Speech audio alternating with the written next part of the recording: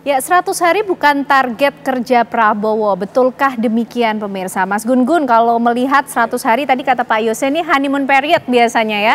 Cerita-cerita, narasi-narasi manis biasanya yang keluar. Ini kan juga yang terlihat di capaian 100 hari kerja Presiden Prabowo Subianto bersama dengan Gibran Rakabuming Raka dan Kabinet Merah Putih.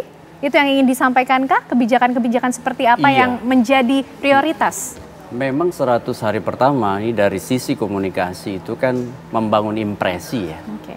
Kenapa? Karena memang akan jumping conclusion kalau kita membuat semacam simpulan bahwa ini sukses atau tidak sukses. Impresi awal untuk kemudian menjadi modal sosial. Apakah kemudian pemerintahan ini mendapatkan kepercayaan publik di awal atau tidak? Kan begitu. Tetapi ingat, opini itu kan respon aktif terhadap stimulus yang dikonstruksi dan menyumbang citra. Itu hal fundamental. Makanya penting kalau kita bicara soal opini publik, di awal mengkonstruksi apa? Kayak saya setuju dengan Pak Yose tadi. Penting sekali dan fundamental sekali bicara soal mengkomunikasikan arah kebijakan. RPJMN misalnya, itu menjadi basis penting sekali. Kenapa? Ini bicara, saya setuju tadi dengan kata-kata teknokratis. Dan kalau kita melihat misalnya apakah pemerintahan ini mengarah ke arah yang tepat atau tidak, dimulai dari situ. Nah kemudian kalau kita bicara soal tata kelola atau manajemen, ada tiga hal penting juga yang kemudian perlu diorkestrasi. Pertama adalah manajemen birokrasi, manajemen data, dan manajemen komunikasi. Nah, tiga hal ini elemen penting di awal atau di 100 hari pertama. Contoh misalnya di manajemen birokrasi, apakah tuntas misalnya transisi ya dari berbagai macam perubahan yang terjadi di kementerian. Kan kementerian banyak juga yang berubah. Nah, selesai atau tidak misalnya, atau mengarah ke arah yang tepat atau tidak. Nah, ini penting tuh dibaca oleh kita semua. Kemudian yang kedua dari sisi misalnya manajemen data.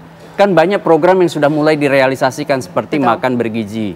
Ya kan? Itu apakah datanya sudah terintegrasi atau belum? Kan bukan berarti ukurannya sukses nih program ini, kan belum ke situ. Tapi apakah kemudian tata kelola datanya sudah mulai membaik atau tidak? Kemudian manajemen komunikasi. Seperti Mas Uki ini. Dan sekarang kan banyak problem di awal, ini terkait dengan komunikasi. Misalnya politik anggaran, tiba-tiba menteri bicara soal kurangnya anggaran, tapi di ruang publik harusnya kanalnya kan bukan di situ gitu. Dan tentu banyak hal lain yang harus kita soroti, terutama di tiga tata kelola tadi.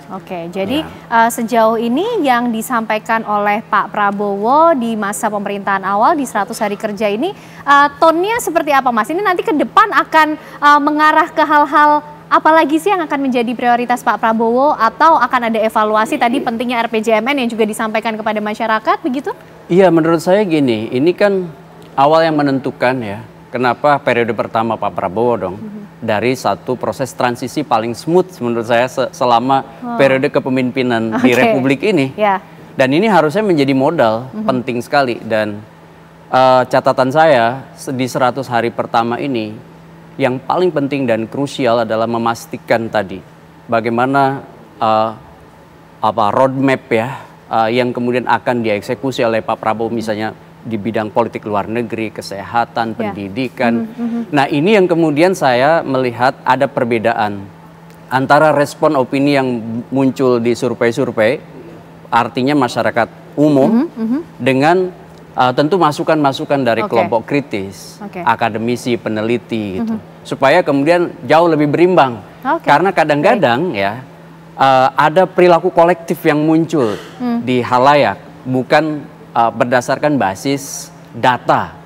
Sehingga itu perlu juga menjadi bahan masukan bagi pemerintah. Baik. Kalau bicara data, Pak Yose nih yang harusnya punya banyak data ya. CSIS mengcapture apa saja sih Pak Yose di 100 hari kerja pemerintahan Presiden Prabowo bersama dengan Kabinet Merah Putih ini? Karena kalau kita lihat CSIS juga menyoroti soal ini masih banyak retorikanya nih. Tapi kalau kita lihat beberapa waktu lalu Pak Yose, tingkat kepuasan publik sepertinya juga cukup baik angkanya. Iya, itu apa yang sudah disampaikan oleh Pak Gun-Gun ya tadi, bahwa kita mungkin harus melihatnya dari dua sisi. Kepuasan publik tentunya baik sekali, bagus, perlu di-maintain juga untuk political support, tetapi juga harus melihat evidence base-nya itu seperti apa. Data yang ada seperti apa. Data yang ada kelihatan bahwa sekarang ini kelihatannya pelemahan daya beli misalnya masih terus berlanjut. Ya. Kemudian kita juga masih melihat bahwa kepastian dalam ketenaga kerjaan ini malah memuncak ketika pasar ketenaga kerjaan sedang menjadi lebih jelek, menjadi lebih buruk dibandingkan sebelumnya. Tiba-tiba kemudian ada keputusan dari Mahkamah Konstitusi untuk mencabut beberapa isu ketenaga kerjaan di dalam UU Cipta Kerja. Tentunya ini harus dihormati. Tetapi pemerintah seharusnya bisa langsung merespons, memberikan semacam garansi bahwa ini tidak akan terlalu banyak mengganggu kondisi yang ada. Nah, hal-hal seperti itu yang kelihatannya kurang kita lihat ya. Bagaimana respons dari berbagai situasi yang ada tadi. Ini belum bisa dikomunikasikan. Kemudian juga data-data yang ada itu juga masih belum terlalu memperlihatkan adanya perubahan. Padahal itu menjadi PR penting dan juga dinanti oleh masyarakat, Pak Yose. Ya, mungkin bukan masyarakat secara umum ya, tetapi paling enggak, tetapi masyarakat yang lebih terkait dengan perekonomian itu sendiri. Contohnya yang paling penting bukan cuma saya atau Pak Gun-Gun sebagai pengamat, tetapi dunia bisnis. Ini yang dinantikan oleh pasar misalnya. Ini yang dinantikan oleh investor yang sedang menunggu melihat selama ini wait and see. Mungkin udah 1,5-2 tahun ini wait and see. Sekarang kok masih harus wait and see lagi? Karena mereka butuh jaminan juga. Nah, betul. Jaminan, adanya kepastian dan juga arah bahwa berbagai permasalahan-permasalahan yang di dalam regulasi, kepastian hukum itu bisa dibenahi. Sayangnya tanda-tandanya belum ada, sinyal-sinyal yang dikirimkan itu belum kelihatan. Apalagi ada permasalahan-permasalahan makroekonomi yang sekarang ini juga kelihatannya sudah mulai rentan.